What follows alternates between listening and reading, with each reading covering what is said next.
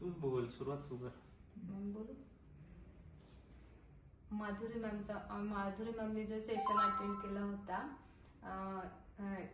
वर्कशॉपचा, तो आम्हाला खूप हेल्पफुल झाला. त्यात त्यांनी आम्हाला क्लिअरिटी सांगितली होती की सी सेक्शनचे फायदे आणि सी सेक्शन आणि नॉर्मल डिलिव्हरीचे एक्सप्लेन केले होते.